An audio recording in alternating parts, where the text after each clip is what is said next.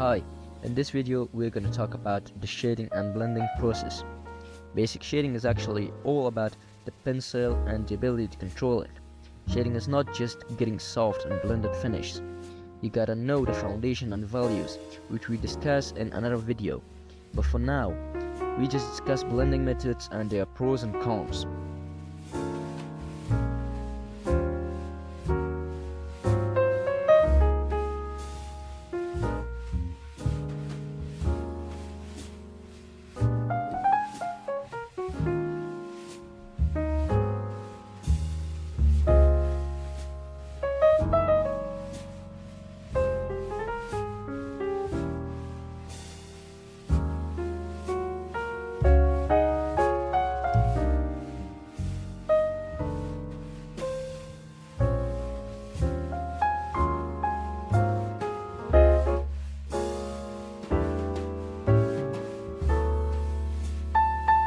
The first method is shading and blending with the pencil itself.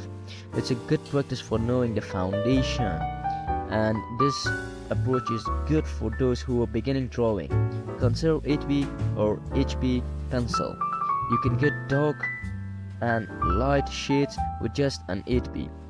You can do that with an HB pencil also, but do this thing and practice this for 1 week or 2 weeks.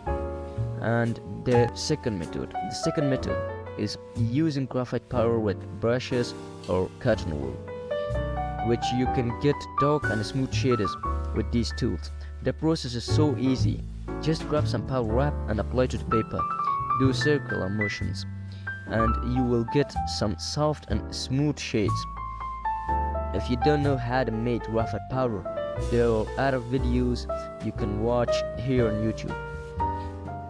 You can do this with the makeup sponges as well, which you can get the softest shades that you ever see. For blending process, just use blending stumps and tissue papers. When using blending stumps, just do individual strokes for lights and circular motions for dark tones.